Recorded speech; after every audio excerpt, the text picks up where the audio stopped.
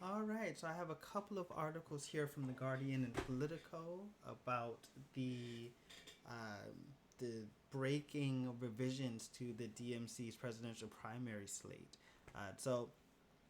Revisions to the order of the states in the primaries. So here we have the title from the Guardian: Biden tells Democrats to revise primary calendar to boost Black voters' voices. So let's get into a couple of sections here. Says Biden has reportedly told Democrats that Iowa, the state that has led off the Democratic voting calendar since 1976, so yeah, nearly half a century, should be moved down the calendar, with South Carolina instead going first. So says the move would see New Hampshire, which technically held the nation's first primary since 1920, shunted down the calendar. So technically Iowa's first and New Hampshire second, but since Iowa has a caucus-based system, which is different from a primary system, New Hampshire has the first primary system. Now, says Associated Press reported that Biden had written to the Democratic National Committee regarding the proposal. The DNC Rules Committee is meeting on Friday to vote on the calendar, the primary calendar. And so we see here in Politico, DNC moves forward with dramatic change to presidential primary calendar here. So it says the DNC voted on Friday to radically alter its presidential nominating calendar following President Joe Biden's recommendations to elevate South Carolina as the first primary state and to eliminate Iowa, breaking with half a century of historical precedent. But there are still several logistical hurdles for the party to clear to make the new vision a reality.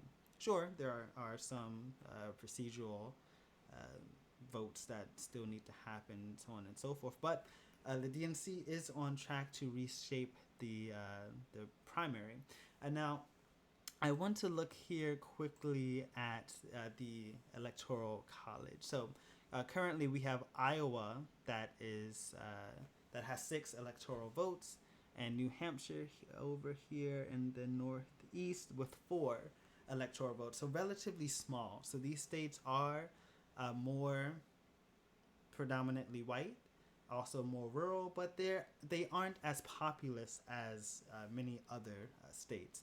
So there has been criticism for quite a while that it that these two states aren't representative of the diverse populace and the diverse base of the Democratic Party in particular. So um, we see Iowa with 6. Now, South Carolina is a bit more populous and definitely has a larger African American population. And so it has a total of 9 electoral votes here. Now, the revision that and it looks like they are going to go through. So if and when they do proceed, um, South Carolina will be the first state to hold primaries in these new revisions.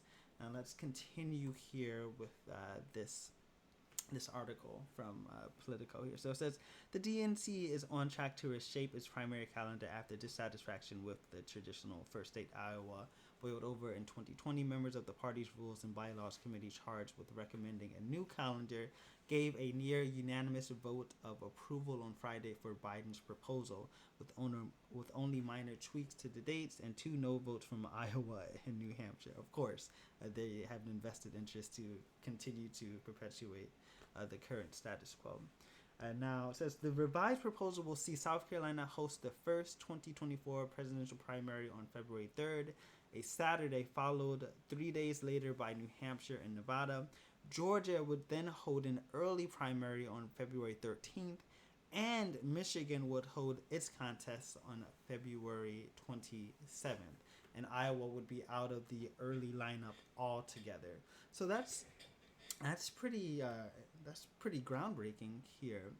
It would be a complete overhaul of the current primary ordering, and so we would have South Carolina first, followed by New Hampshire second, followed by Nevada for third, and then this would be followed by Georgia with 16 current electoral college votes that it's allocated based on its population, which is the largest of the four. And also, Michigan would be following that. Now, that's important because, particularly, Georgia is considered a purple state these days, and Michigan is also a critical Midwestern state as it relates to the Electoral College. Now, in my view, the Electoral College should be abolished by now. It's absurd that we still adhere to this antiquated system of electing the president, which is in many ways undemocratic, as the popular vote is undermined to the small minority of votes that are allocated to the Electoral College. But I guess that's the video for another day.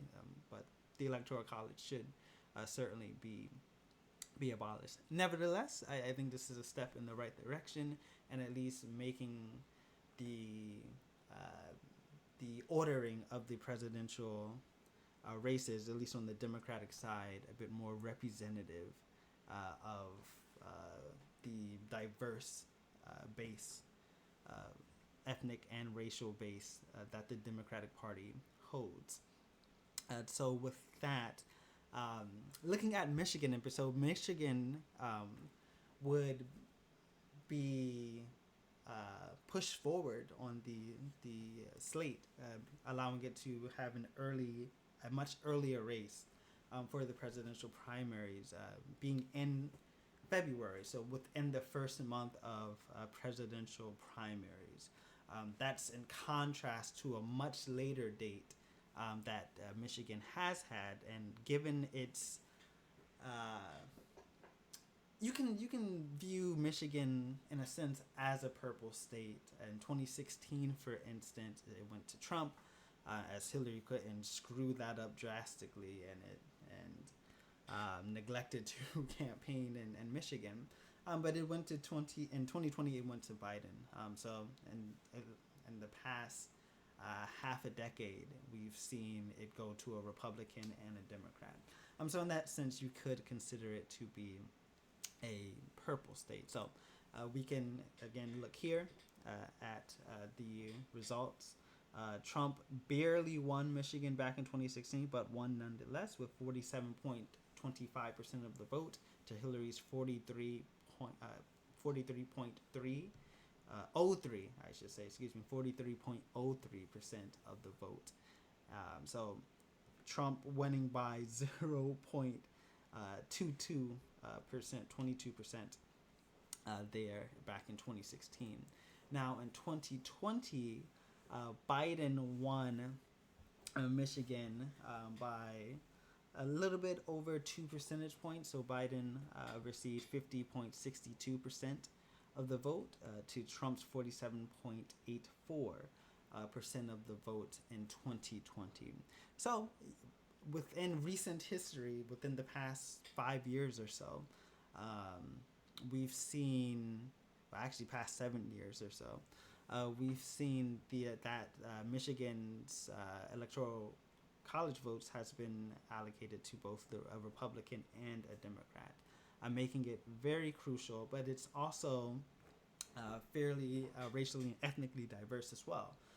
So having a state such as Michigan be prioritized in terms of the presidential primaries places it allows for a more representative presidential primary, where a more diverse group of citizens has more of a voice, because the presidential primaries early on are quite interesting in that the earlier states sort of set and shape the agenda moving forward for both parties' platforms, given all of the amounts of attention and press and campaigning that go on to it. And earlier on, especially as the candidates are building momentum or trying to retain momentum, so on and so forth, it can be really critical to have candidates be able to reach out to citizens, reach out and have their message heard amongst the coalition that they're attempting to build. So to have that be more diverse is beneficial, I think, not just for the Democratic Party, but for the Republican Party. But this is a proposal from the Democrats. And it looks like it's going to go through. It still has some more formalities, some procedural votes to advance within the DNC, but nonetheless, it looks like the DNC is going to move forward with Biden's recommendation here, which I think is a good recommendation. So with that, let me know what you all think about this. Do you think it's a step in the right direction? Do you disagree? Leave your comments below, and if you like the video, like the video. If you dislike the video, dislike the video. With that, have a wonderful day. You all take care.